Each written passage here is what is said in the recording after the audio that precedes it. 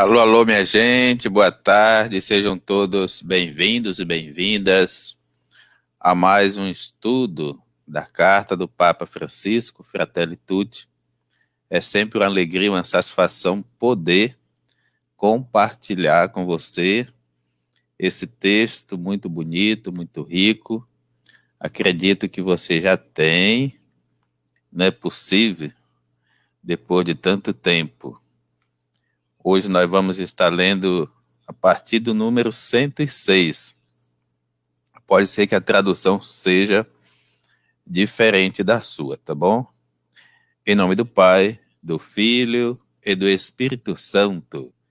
A graça de nosso Senhor Jesus Cristo, o amor do Pai e a comunhão do Espírito Santo estejam convosco. Bendito seja Deus que nos reuniu no amor de Cristo. Inspirai, Senhor, as nossas ações, ajudai-nos a realizá-las, para que em vós comece e termine tudo aquilo que fizermos. Por nosso Senhor Jesus Cristo, vosso Filho, na unidade do Espírito Santo. Amém. Então hoje nós mudamos um pouco, aliás, mudamos de plataforma, para ver se a internet contribui um pouco mais, porque essa daqui é um pouco mais leve. Aí a gente tem uma colaboradora aqui, ela está nos bastidores, é a Isabela Cruz, que vai estar colaborando, passando os slides aí, para a gente acompanhar da melhor forma possível. E simbora. Então, o subtítulo, né, a partir do número 106, Amor Universal que Promove as Pessoas. É muito bonita a forma como o Papa sempre insiste na temática do amor.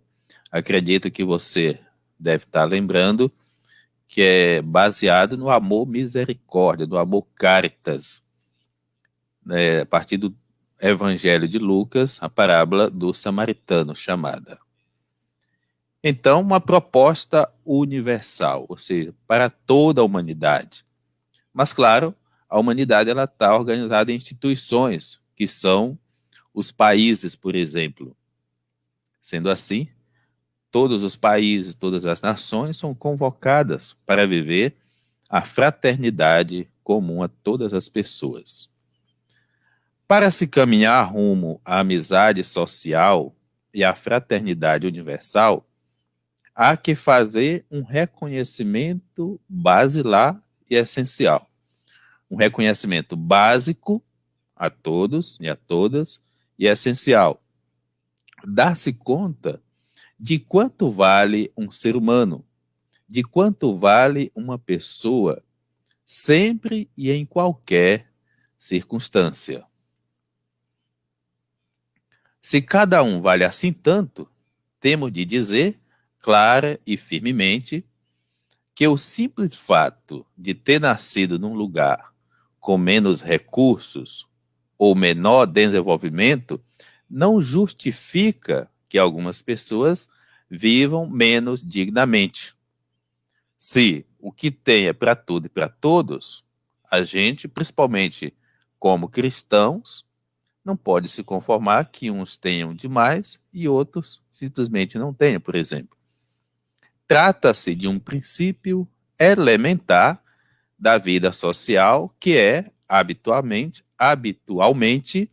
e de várias maneiras ignorado por quantos. Isto é, alguns não estão preocupados se a grande maioria não tem acesso às riquezas que uma minoria tem. Todo ser humano tem direito de viver com dignidade e desenvolver-se integralmente. E nenhum país lhe pode negar este direito fundamental, mas trabalhar para que todos tenham. Todos o possuem, mesmo quem é pouco eficiente, porque nasceu ou cresceu com limitações. De fato, isto não diminui a sua dignidade imensa de pessoa humana, que se baseia não nas circunstâncias, mas no valor do seu ser. Quando não se salvaguarda este princípio elementar, não há futuro para a fraternidade nem para a sobrevivência da humanidade. Quando a gente não olha todos de maneira realmente fraterna. A sociedade que acolhe apenas parcialmente este princípio. Aceitam que haja possibilidades para todos, mas suposto isso, defende que tudo depende de cada um. Eu já ouvi pessoas dizer tipo assim, olha, alguém, um pobre, por exemplo, ele não pode se justificar não ter chegado a determinada, por exemplo, a fazer uma faculdade, a alcançar a sua profissão, porque ele é pobre, porque isso não justifica. Tudo bem, não justifica, pode ser. Mas a realidade, ela influencia. E não é porque uma ou outra pessoa adquiriram habilidade de resiliência, essa capacidade de se refazer e superar, que todo mundo tem essas habilidades. Não, a grande maioria, na verdade, não tem. Então a gente precisa entender que, principalmente a partir da ordem de organização dos governos, tem que pensar, sim, aqueles a quem a pobreza ou mesmo o acesso aos bens comuns a todos não chega da mesma forma. Segundo essa perspectiva parcial, não teria sentido investir para que os lentos, fracos ou os menos dotados possam também singrar na vida. Quer dizer, então se a pessoa ela não tem todas as riquezas, ela não foi criada num ambiente que tem uma cultura talvez mais elevada e tudo mais, eu não devo pensar uma política que a inclua. É culpa dela, por exemplo, se ela não conseguiu. Infelizmente, esse é o pensamento de uma boa turma. Investir a favor das pessoas frágeis pode não ser rentável, pode não dar lucro, pode implicar menor eficiência, porque não vai dar visibilidade. Requer um Estado presente e ativo e instituições da sociedade civil que ultrapassem a liberdade dos mecanismos eficientistas de certos sistemas econômicos, políticos ou ideológicos, porque estão verdadeiramente orientados, em primeiro lugar, para as pessoas e o bem comum. Então, o que são os eficientistas? São aqueles que partem do princípio de que todas as pessoas têm as mesmas habilidades, as mesmas possibilidades e que cada um é responsável por si mesmo para chegar onde quer que seja. Essa é uma forma de olhar a mesma realidade, mas a mesma realidade também exige o princípio da equidade, porque quem nasceu num ambiente em que tudo isso não foi favorecido, pois então vai exigir uma atenção diferenciada também.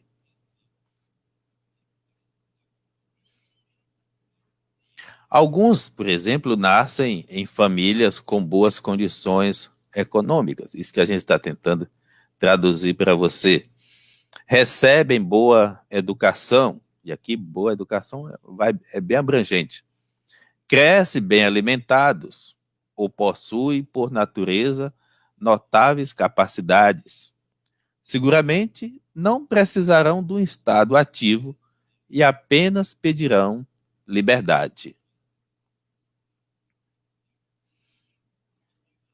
Mas, obviamente, não se aplica a mesma regra a uma pessoa com deficiência. Alguém que nasceu num lar extremamente pobre. Alguém que cresceu com uma educação de baixa qualidade e com reduzidas possibilidades para cuidar adequadamente das suas enfermidades. São situações e situações. Se a sociedade se reger primariamente pelos critérios da liberdade de mercado e da eficiência, não há lugar para tais pessoas. E a fraternidade não passará de uma palavra romântica.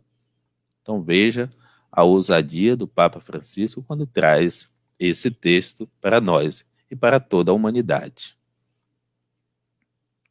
A verdade é que a simples proclamação da liberdade econômica, enquanto as condições reais impedem que muitos possam efetivamente ter acesso a ela, torna-se um discurso contraditório. Palavras como liberdade, democracia ou fraternidade esvaziam-se de sentido, que na verdade não está acontecendo. Na realidade, enquanto o nosso sistema econômico-social ainda produzir uma só vítima que seja, e enquanto houver uma pessoa descartada, não poderá haver a festa da fraternidade universal. Significa, enquanto uma pessoa estiver excluída de todas as riquezas que são para todos, ou de todas as possibilidades, então a fraternidade não chegou a todas as pessoas, ou a fraternidade universal. Uma sociedade humana e fraterna é capaz de preocupar-se por garantir, de modo eficiente e estável, que todos sejam acompanhados no percurso da sua vida, não apenas para assegurar as suas necessidades básicas, mas para que possam dar o melhor de si mesmos, ainda que o seu rendimento não seja o melhor, mesmo que sejam lentos, embora a sua eficiência não seja relevante. Não vamos trabalhar só com aqueles que têm uma habilidade máxima. Imagine. A pessoa humana, com seus direitos inalienáveis, está naturalmente aberta a criar vínculos. Habita nela radicalmente o apelo a transcender-se a si mesma no encontro com os outros. Então, às vezes, você deixa de invertir, mesmo na comunidade. O discurso não é para a comunidade, mas para todos, mas mesmo na comunidade. A gente é danado para não investir naqueles e naquelas que não têm, talvez, em primeira mão, o melhor discurso, a melhor leitura, e por isso vai deixando de lado. No entanto, já dizia Sócrates, todas as possibilidades estão dentro de nós. Preciso ajudar a pessoa a parir, né, da maiêutica, essa ideia. É preciso, porém, ter cuidado para não cair em alguns equívocos que podem surgir de um errado conceito de direitos humanos e de um abuso paradoxal dos mesmos. De fato, há hoje a tendência para uma reivindicação crescente de direitos individuais. Sinto-me tentado a dizer, individualistas, na verdade, que esconde uma concepção de pessoa humana separada de todo o contexto social e antropológico, quase como uma mônada de monás cada vez mais insensível. Na realidade, se o direito de cada um não está harmoniosamente ordenado para o bem maior, acaba por conceber-se sem limitações e, por conseguinte, tornar-se fonte de conflito e violências. Não podemos deixar de afirmar que o desejo e a busca do bem dos outros e da humanidade inteira implicam também procurar um desenvolvimento das pessoas e das sociedades nos distintos valores morais que concorrem para um amadurecimento integral de toda a pessoa. No Novo Testamento, menciona-se um fruto do Espírito Santo, na carta de São Paulo aos Gálatas, capítulo 5, versículo 22, expresso em grego pela palavra agatose, agatosinha. Indica o apego ao bem, a busca do bem. Mais ainda, é buscar aquilo que vale mais, o melhor para os outros, o seu amadurecimento, o seu crescimento numa vida saudável, o cultivo dos valores e não só o bem-estar material. Transcende, veja a palavra que foi usada anteriormente. No latim há um termo semelhante, benevolência, isto é, a atitude de querer o bem do outro. É um forte desejo do bem, uma inclinação para tudo o que seja bom e exímio, que impele a encher a vida dos outros com coisas belas, sublimes, edificantes. Realmente, só há sentido consumir o nosso tempo, a nossa vida, naquilo que é nobre. Já dizia São Paulo também na carta aos Coríntios, na carta aos Filipenses.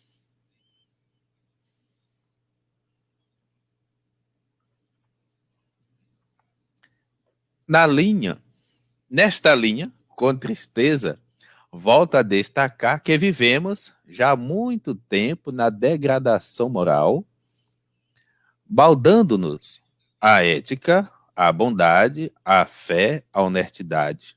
Chegou o momento de reconhecer que esta alegre superficialidade de pouco nos serviu.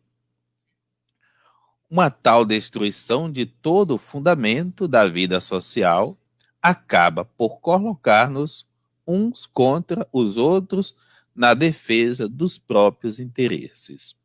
E isso apiora muito mais quando você coloca grupos, massas, e assim parece que a humanidade está sempre brigando e dividida entre si.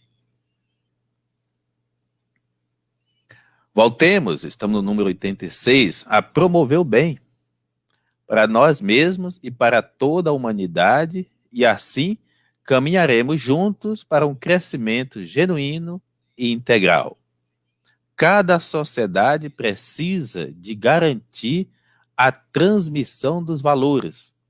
Caso contrário, transmitem-se o egoísmo, a violência, a corrupção nas suas diversas formas, a indiferença e, em última análise, uma vida fechada a toda a transcendência e entrincheirada nos interesses individuais ou individualistas. Ou a gente orienta a nossa sociedade a partir de nós para o bem, ou então automaticamente estaremos dizendo um sim ao que não é bom, ao mal. O valor da solidariedade. Você observa a numeração, porque tem duas formas. Tem a numeração final e a numeração inicial. Então é melhor seguir a numeração inicial, que é essa que está aqui. Número 114. Quero destacar a solidariedade, que como virtude moral e comportamento social, fruto da conversão pessoal, exige empenho por parte de uma multiplicidade de sujeitos que detêm responsabilidade de caráter educativo e formativo. Aqui uma convocação aos grandes líderes, por exemplo, que têm poder de influência. Pois então, vamos influenciar por uma educação coletiva para o amor. Pense, em primeiro lugar, nas famílias chamadas a uma missão educativa primária e imprescindível. Constituem o primeiro lugar onde se vive e transmitem os valores do amor e da fraternidade, da convivência e da partilha, da atenção e do cuidado pelo outro. São também o espaço privilegiado para a transmissão da fé, a começar por aqueles e por aquelas, por aqueles primeiros gestos simples de devoção que as mães ensinam aos seus filhos, quando ensinam. Quanto aos educadores e formadores que têm a difícil tarefa de educar as crianças e os jovens, na escola ou nos vários centros de agregação infantil e juvenil, devem estar cientes de que a sua responsabilidade envolve as dimensões moral, espiritual e social da pessoa. Os valores da liberdade, respeito mútuo e solidariedade podem ser transmitidos desde a mais tenra idade até agentes culturais e dos meios de comunicação social têm responsabilidade no campo da educação e da formação, especialmente na sociedade atual, onde se vai difundindo cada vez mais o acesso a instrumentos de informação e comunicação. Nestes momentos em que tudo parece diluir-se, e aqui a gente precisa ter um cuidado também para não achar que realmente não tem mais nada de bom e que nada presta, tudo parece diluir-se e perder consistência, faz-nos bem invocar solidez, ou seja, aquilo que é sólido, que deriva do fato de nos sabermos responsáveis pela fragilidade dos outros na procura de um destino comum. A solidariedade manifesta-se concretamente no serviço, que pode assumir formas muito variadas de cuidar dos outros. O serviço é, em grande parte, cuidar da fragilidade. Quem precisa de cuidado é porque ali realmente algo de frágil existe. Servir significa cuidar dos frágeis, das nossas famílias, da nossa sociedade, do nosso povo. Nessa tarefa, cada um é capaz de pôr de lado as suas exigências, expectativas, desejos de onipotência à vista concreta dos mais frágeis. O serviço fixa sempre o rosto do irmão, toca a sua carne, sente a sua proximidade, em alguns casos até padece com ela e procura a promoção do irmão. Por isso o serviço nunca é ideológico, dado que não servimos ideias, mas servimos a pessoas. Os últimos, em geral, praticam aquela solidariedade tão especial que existe entre quantos sofrem, entre os pobres, e que a nossa civilização parece ter esquecido, ou pelo menos tem grande vontade de esquecer, de fingir não ver, de olhar e passar à frente, como fez aqueles dois no texto do Samaritano. Solidariedade é uma palavra que nem sempre agrada. Diria que algumas vezes a transformamos num palavrão que não se pode dizer. Mas é uma palavra que expressa muito mais do que alguns gestos de generosidade esporádicos. E pensar e agir em termos de comunidade, de prioridade da vida de todos sobre a apropriação dos bens por parte de alguns, é também lutar contra as causas estruturais, significa pensadas, da pobreza, a desigualdade, a falta de trabalho, a terra e a casa, a negação dos direitos sociais e laborais. É fazer face aos efeitos destrutivos do império do dinheiro. A solidariedade, entendida no seu sentido mais profundo, é uma forma de fazer história, e é isto que os movimentos populares fazem. Quando falamos em cuidar da casa comum, que é o planeta, fazemos apelo àquele mínimo de consciência universal e de preocupação pelo cuidado mútuo que ainda possa existir nas pessoas. De fato, se alguém tem água de sobra, mas poupa pensando na humanidade, é porque atingiu um nível moral que lhe permite transcender-se a si mesmo e ao seu grupo de pertença.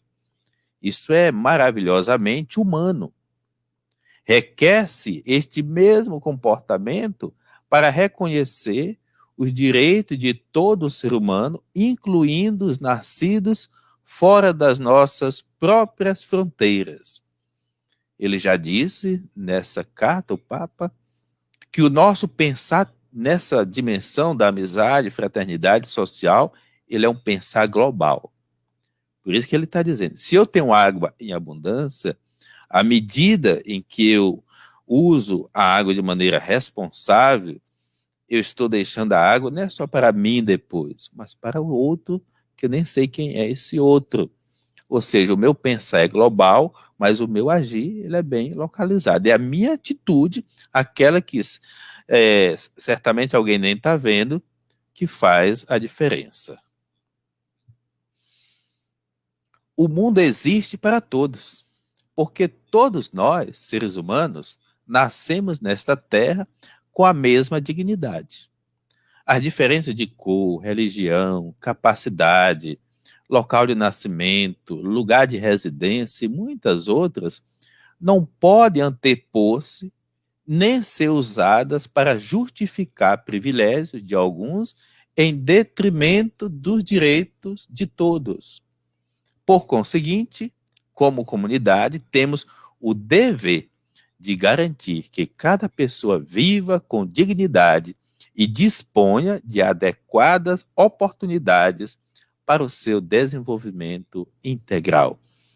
Por isso, a importância dos governos, por exemplo, estar atento, conhecer a sua realidade, aquilo que a Bíblia diz, porque senão ele vai ser consumido somente pelas ovelhas gordas e aquela que está batida, aquela fragilizada, continua na pior, chegando até a morte.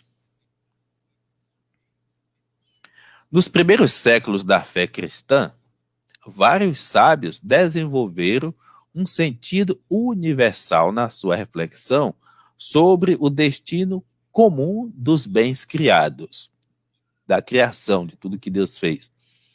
Isto levou a pensar que se alguém não tem o necessário para viver com dignidade, é porque outrem se está a apropriar do que lhe é devido.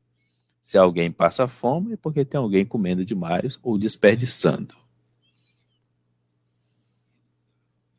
João Crisóstomo, um grande teólogo do início da era cristã, resume isso, dizendo que não fazer os pobres participar dos próprios bens é roubar e tirar-lhes a vida. Não são nossos, mas deles, os bens que aferrolhamos. E São Gregório Magno, também da época, dilo assim: quando damos aos indigentes o que lhes é necessário, não oferecemos o que é nosso, limitamos-nos a restituir o que lhes pertence de fato. Faço minhas e volto a propor a todos algumas palavras de São João Paulo II, o Papa, cuja veemência talvez tenha passado despercebida. Deus deu a terra a todo o gênero humano, para que ela sustente todos os seus membros sem excluir, sem privilegiar ninguém. Nesta linha, lembro que a tradição cristã nunca reconheceu como absoluto ou intocável o direito à propriedade privada e salientou a função social de qualquer forma de propriedade privada. O princípio do uso comum dos bens criados para todos é o primeiro princípio de toda a ordem ético-social. É um direito natural, primordial e prioritário. Todos os outros direitos sobre os bens necessários para a realização integral das pessoas, quaisquer que sejam eles, incluindo o da propriedade privada, não devem, como a afirmação de São João Paulo VI, impedir, mas, pelo contrário, facilitar a sua realização. O direito à propriedade privada só pode ser considerado como um direito natural secundário e derivado do princípio do destino universal dos bens criados. E isto tem consequências muito concretas que se deve refletir no funcionamento da sociedade. Mas acontece muitas vezes que os direitos secundários se sobrepõem aos prioritários e primordiais, deixando-os sem relevância prática. Por conseguinte, ninguém pode ser excluído. Não importa onde tenha nascido, e menos ainda contam os privilégios que outros possam ter porque nasceram em lugares com maiores possibilidades.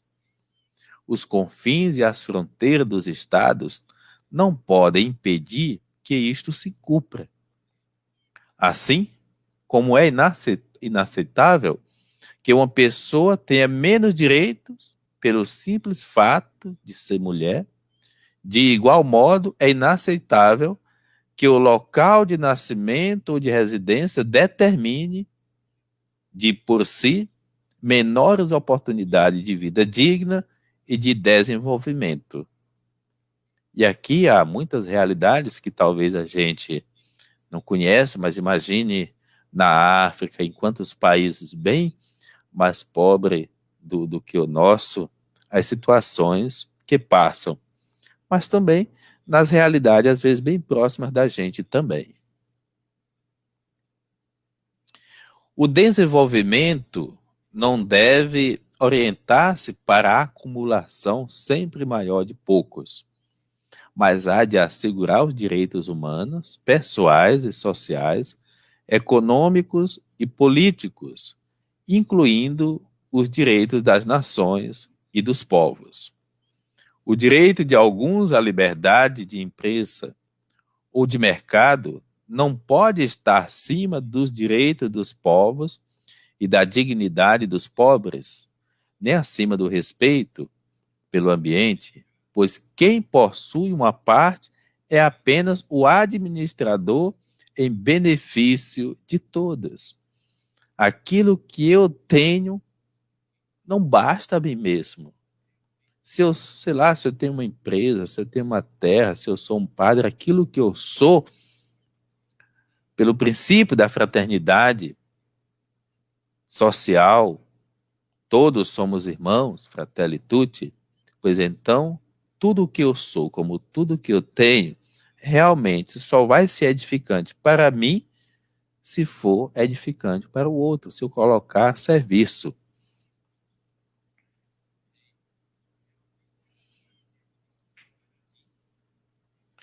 É verdade que a atividade dos empresários é uma nobre vocação, orientada para produzir riqueza e melhorar o mundo para todos. Deus incita-nos, esperando que desenvolvamos as capacidades que Ele nos deu, bem como as potencialidades de que encheu o universo.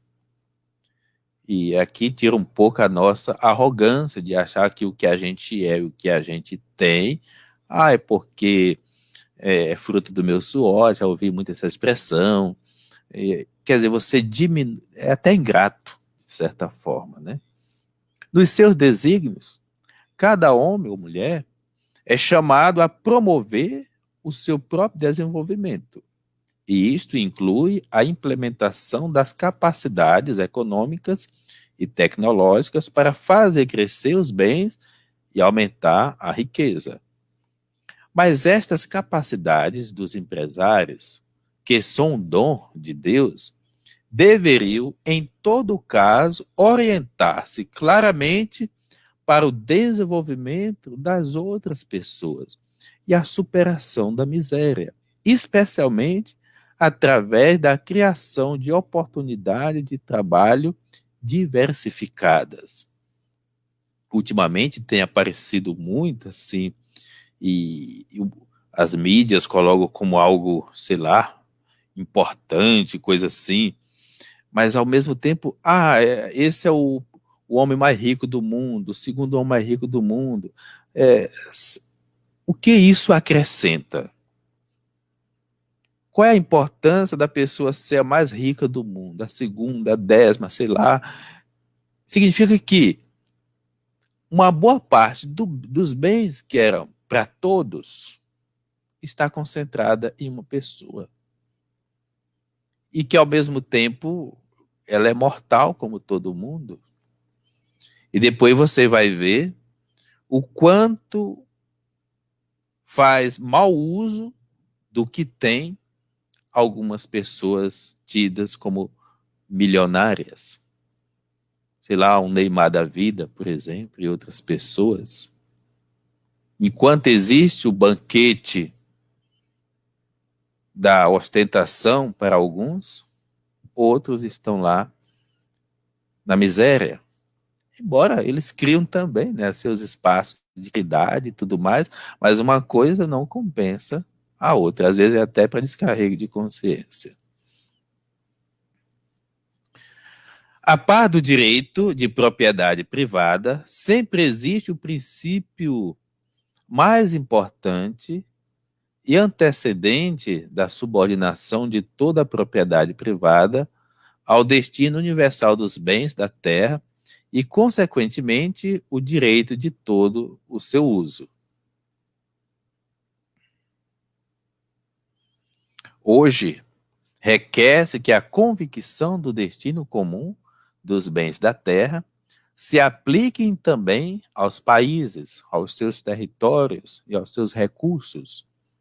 Se o olharmos não só a partir da legitimidade da propriedade privada e dos direitos dos cidadãos de uma determinada nação, mas também a partir do primeiro princípio do destino comum dos bens,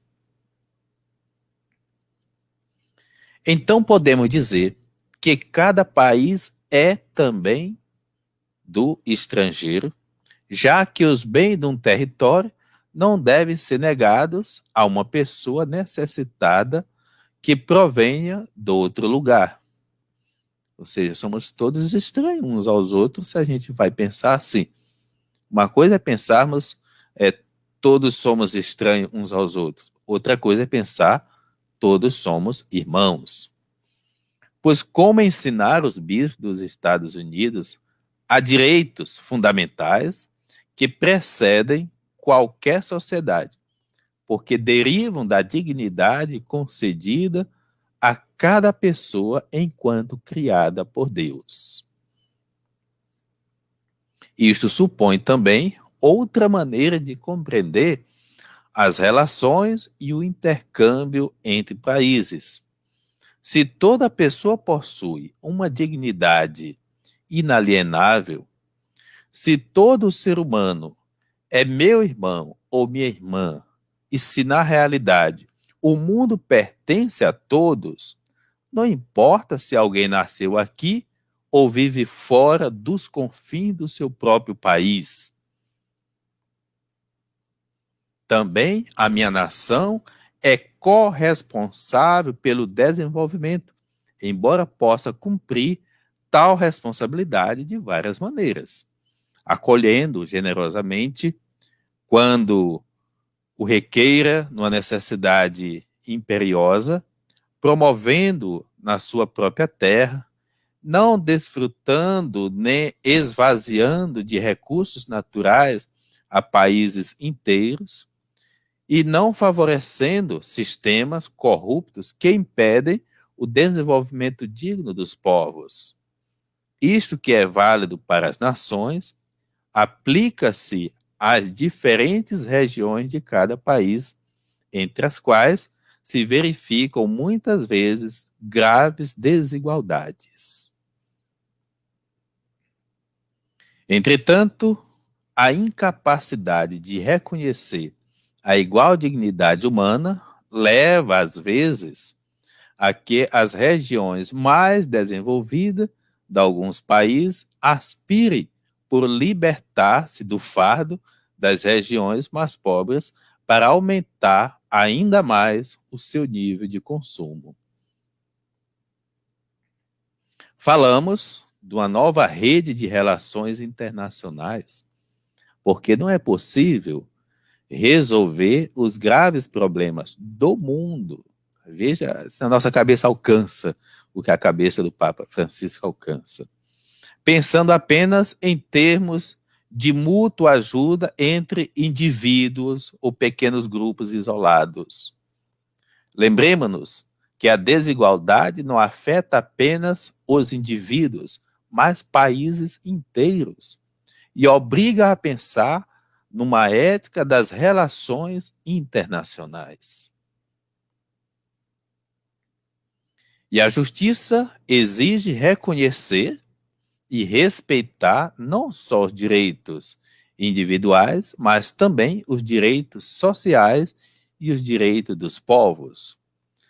Quanto afirmamos, implica que se assegure o direito fundamental dos povos à subsistência e ao progresso, que às vezes é fortemente dificultado pela pressão resultante da dívida externa.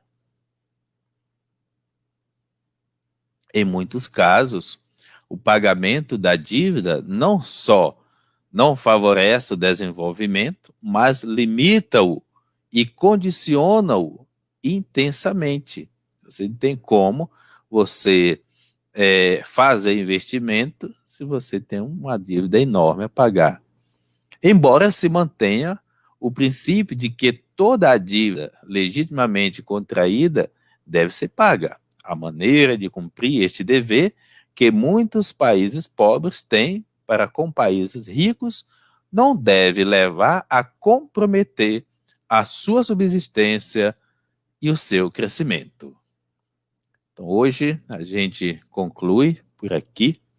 Agradece a você que esteve conosco esses 47 minutos. 7 minutos aí foi de tolerância para que você entrasse, pudesse nos acompanhar. Então, é um pensamento grandioso desenvolvido nesta carta e que a gente vá captando aos poucos, que a gente tenha essa preocupação global de reconhecermos que nós somos todos filhos e filhas de Deus Pai e que o maior desafio é a gente viver esta fraternidade. Deus nos abençoe grandemente. Em nome do Pai, do Filho e do Espírito Santo. Tenha uma ótima tarde, um bom final de semana e tenha uma boa celebração também do batismo do Senhor. Se todos são convidados a viver esses valores, nós batizados, com certeza, temos obrigação moral. Obrigado e até o nosso próximo encontro.